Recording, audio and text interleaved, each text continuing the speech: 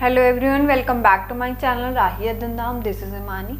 आज डिस्कस करेंगे language and thoughts का पार्ट्स ऑफ लैंग्वेज, है ना। मतलब कि सेकंड पार्ट है ये, इस चैप्टर का कह सकते हैं, ठीक, या यूनिट का कह सकते हैं। तो बात करते हैं, आज बात होगी फोनीम, मॉर्फीम, सिमेंटिक्स, सिंटेक्स और प्रैग्मेटिक्स क्या होते हैं, है ना। क्या इनके मीनिंग है, कौन से इसमें वर्ड्स आते हैं या फिर ये क्या दर्शाते हैं, ये सारी चीज़ कह सकते हैं। दूसरी बात आप याद रखिएगा, ये है कि इससे पिछले वीडियो में मैंने आपको जो कवर कराया है वो है जो आपकी स्किल्स हैं, है ना, जो आपकी स्किल्स हैं, रिसेप्टिव स्किल्स हैं, प्रोडक्टिव स्किल्स हैं, बाकी लिसनिंग, स्पीकिंग, रीडिंग, ये सारी चीज़ें कवर कर ली थी और स्टेजेस भी की थी लैंग्वेज डेवलपमेंट की, राइट। वहाँ तक अगर किसी को कोई प्रॉब्लम हो तो आप वीडियो के नीचे कमेंट कर सकते हैं। वीडियो रिपीट हो जाएगा, ये मत सोचना कि चीज़ें मतलब एक बार हो गई और आगे बढ़ गए। समझ आना ज़रूरी है क्योंकि टारगेट वही है।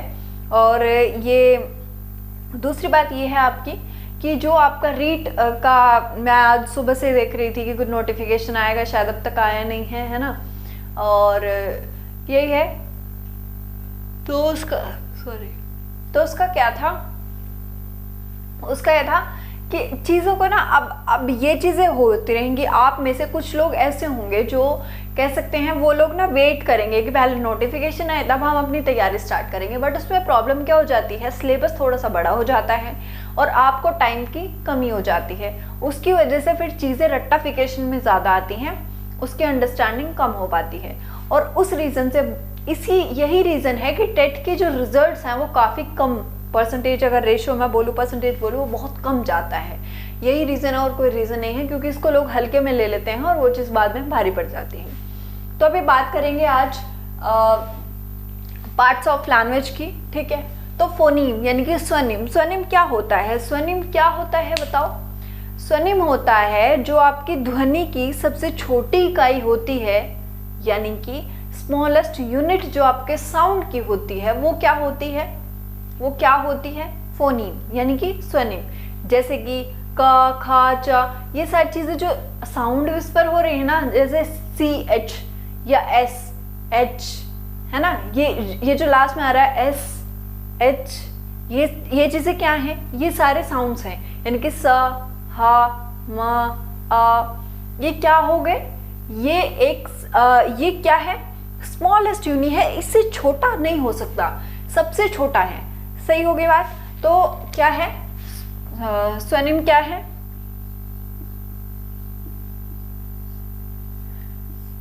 Smallest unit of sound.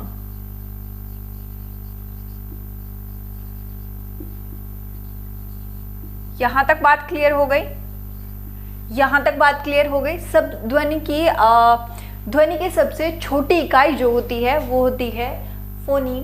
और अगर मैं मॉर्फीम की बात करूं तो ये क्या होती है, स्मॉलेस्ट यूनिट ऑफ किसकी, स्मॉलेस्ट यूनिट ऑफ किसकी, मीनिंग जो है आपकी लैंग्वेज में। सही बात हो गई।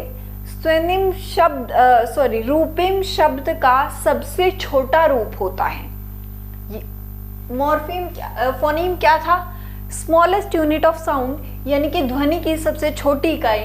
और मॉर्फीम क्या हुआ, जो आपका मीनिंग होता है लैंग्वेज का, उसकी स्मॉलेस्ट यूनिट।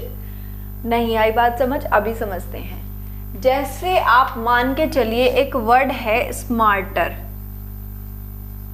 स्मार्टर, ये दो वर्ड से मिलके बना है, स्मार्ट और टर। अगर आप इसमें से इसको हटा देंगे तो इसका मीनिंग चेंज हो जाएगा, है ना, मीनिंग चेंज हो जाएगा ना। तो ये क्या है, ये जो मिलके बना है ये क्या है, ये मॉर्फीम है। ER क्या है, मॉर्फीम है, जिसकी वजह से जो मीनिंग है ना, जो मीनिंग है लैंग्वेज का वो, और उसकी स्मॉलेस्ट यूनिट है ER। तो ये क्या हुआ, मॉर्फीम हो गया। ऐसे ही हेल्पर, हायर, ठीक है, हेल्पर, हायर, राइट, ऐसे कोई भी वर्ड आ जाएंगे। ये सारे किस में आते हैं, हिंदी में अगर मैं बोलूँ वर्ड क्या हो सकता है, प्रतिदिन हो सकता है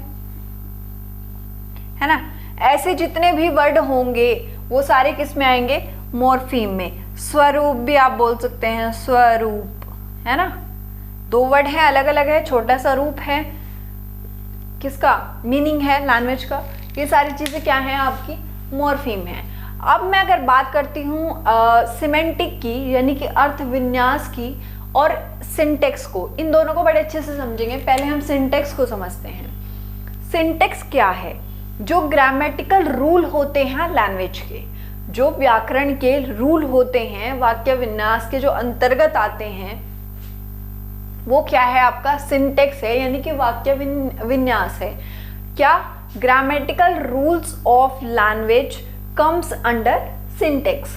जो भी आपके रूल्स होते हैं, भाषा के नियम होते हैं, वो वाक्य विन्यास के अंतर्गत आते हैं। अब मैं अगर एग्जाम्पल की बात करूं, ये क्या है? ये है वाक्य विन्यास, ठीक है। अगर मैं इसकी बात करती हूं, अगर मैं बोलूं Ram is blessed,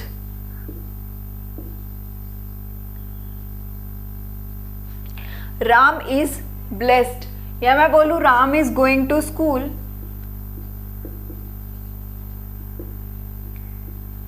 going to school, ये तो है भाई, इसमें क्या है, सारे सीक्वेंस से चीजें हैं, सेंटेंस बिल्कुल करेक्ट है, सही बात हो गई। जो ग्रामेटिकल सिंटेक्स होता है, भाषा के जो नियम होते हैं, ग्रामेटिकल व्याकरण के नियम, वो सारे उसके अकॉर्डिंग सेंटेंस बिल्कुल करेक्ट है, कोई गलती नहीं है।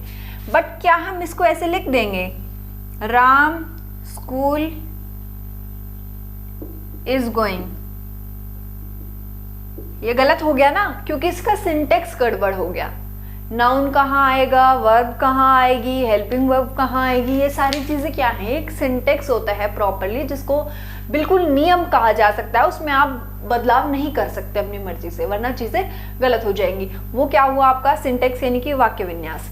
अब मैं बात अगर करूं सिमेंटिक की, सिमेंटिक क्या होता है, जब हर एक वर्ड सेंटेंस में मीनिंगफुल हो, यानी कि जो वाक्य में हर एक शब्द है उसका कोई मीनिंग हो, वो अर्थपूर्ण हो, तो वो क्या हो जाता है आपका सिमेंटिक हो जाता है, यानी कि अर्थ विन्यास हो जाता है। ये क्या था वाक्य विन्यास, ये क्या था, ये क्या है अर्थ विन्यास, है ना।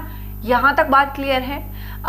ये चीज़ें हैं, और पता है ये एक्चुअली सिर्फ सीडीपी में नहीं पूछेगा, आपका इंग्लिश की पैडागोजी, आपकी हिंदी की पैडागोजी, है ना, आप मतलब लैंग्वेज की पैडागोजी में तो भर भर के क्वेश्चन हर एक एग्जाम में आपको देखने को मिल जाएंगे। ऐसा कोई एग्जाम नहीं होगा टेट का जो इनके बिना हो जाए, तो इसीलिए छोटी छोटी चीज़ें हैं, बहुत आराम से क्लियर हो जाएंगी। आप नोट्स बनाना बहुत अच्छे से, और नोट्स कभी भी साथ में मत बनाया करो। मैं ज़्यादातर वीडियो में, ज़्यादातर सेशन में बोलती ही हूँ कि आप एक बार ही देख लीजिए, उसके बाद आप समझ लीजिए, और उसके बाद आप वीडियो को रिपीट करिए, और तब आप नोट्स बनाइए, ताकि आपके कंसेप्ट में क्लैरिटी आए, वरना रट्टाफिकेशन ज़्यादा हो जाएगा और थोड़े दिनों के बाद आपके दिमाग से गायब हो जाएंगी चीज़ें।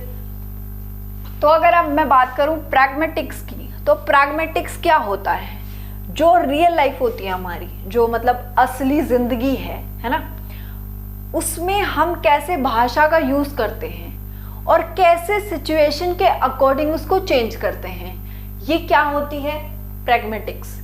यहाँ तक बात क्लियर है, और अच्छे से इसको समझते हैं। प्रैग्मेटिक्स क्या होता है, जो भाषा का इस्तेमाल आप रोज़मर्रा या निजी नहीं बोलेंगे, मतलब अपनी असली ज़िंदगी में, रियल लाइफ में करते हैं, और उसको हर सिचुएशन के अकॉर्डिंग कैसे आप चेंज करते हैं, ये आपका क्या हुआ प्रैग्मेटिक्स। अब अगर मैं एग्जांपल बोलूं, इसका कल्चर है, सोसाइटी है, फ्रेंड्स हैं, राइट, ये सारी चीज़ें हैं, सिचुएशन है, ये तो है ही, आप कुछ भी लिख सकते हैं, कितनी भी चीज़ें ले लीजिए आप अपनी लाइफ से रिलेटेड। क्या हो रहा है, हो क्या रहा है, आप कल्चर किस संस्कृति में रहते हैं, ये आपकी लैंग्वेज को डिफरेंट बनाता है। आप जैसे फ्रेंड से बात करते हैं, वैसे बात आप अपने स्कूल में नहीं करेंगे टीचर से, वहाँ पे आप लैंग्वेज को चेंज करेंगे अपनी सिचुएशन के अकॉर्डिंग, ठीक है। अब मान के चलिए टीचर गुस्से में है ऑलरेडी गुस्से में है, अब मार खाने के लिए ऐसे तो बोलेंगे जैसे दोस्त को बोल देते अबे हटना, है ना, ऐसी चीज़ें। ऐसे कहाँ, मतलब जहाँ बहुत लाइट इन्वायरमेंट होता है, जहाँ आपको जज नहीं किया जाता, अब वहाँ बिल्कुल मैं आई थिंक बोलूँगी कि बिल्कुल आप असली जो होते हैं, जो आपकी असलियत होती है, वो चीज़ आप बाहर रखते हैं। बाकी जगह पे आप चीज़ों को मॉडिफाई करते हैं, आपकी लैंग्वेज को मॉडिफाई करते हैं ताकि आप कोई ऐसी सिचुएशन गड़बड़ ना हो, यही ना। और इसके बाद हम देखेंगे पियाजे ने क्या बोला है लैंग्वेज एंड थॉट्स के बारे में, वाइगोत्स्की, चॉम्स्की, ठीक है, ये सारी चीज़ें आएंगी।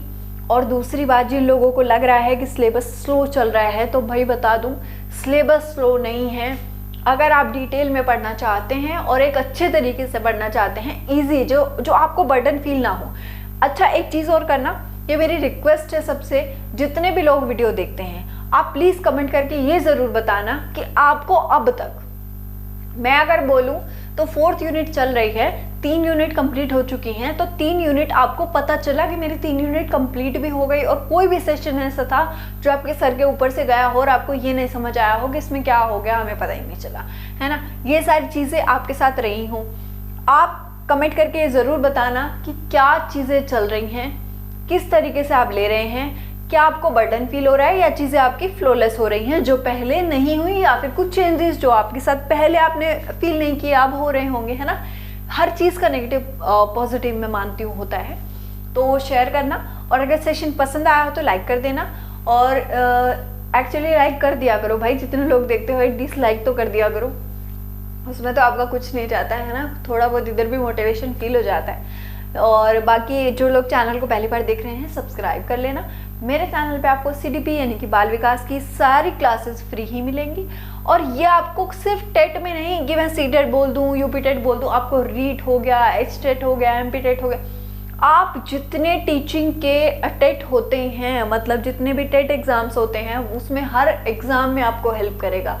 और यहीं तक नहीं, DSSS भी हो गया, PRT तो आपका बहुत प्यार से निकल जाएगा, PRT तक, उसमें पूरे 100 नंबर की पैडागोजी आती है, सुपर टेट हो गया, और ये आपका PRT दिल्ली का DSSS भी हो गया, KVS हो गया, इन सब चीज़ों में ये चीज़ें आपको हेल्प करेंगी। अगर मुझे CTET लेवल का ही पढ़ाना होता तो मैं भी सिर्फ ऊपर ऊपर से चीज़ें बता के निकल जाती, मेरे लिए भी आसान हो जाता, ठीक है। मेरे को क्या पढ़ी है, मेरे को कुछ मिल थोड़ी रहा है, ठीक है। तो चीज़ें चल रही हैं एक हेल्पफुल वे में, तो अगर आपको पसंद आ रही होंगी तो लाइक करना और थोड़ा सपोर्ट शो करिए। So thank you so much, bye bye, take care. और दिल्ली में कुछ कोरोना ज़्यादा ही हो रहा है, तो थोड़ा अगर हो सके तो अवॉइड करिए एक्स्ट्रा चीज़ों को, और एक्स्ट्रा काम जो भी आप चला सकते हैं कि काम हो जाएगा, अभी थोड़ा रेस्ट दें, और ये साल निकल जाए तो अच्छा है। अगले आने वाले साल में यही होप है कि कुछ बेटर न्यूज़ सुनने को मिले, है ना, क्योंकि ये पूरा साल तो यही निकला है, कभी ज़्यादा हो रहा है, कभी वो, बट दिल्ली में वाकई में बुरा हाल है पोल्यूशन लेवल पे भी, और कोरोना वगैरह का भी बहुत ज़्यादा, कोविड का, है ना। So thank you so much, bye bye.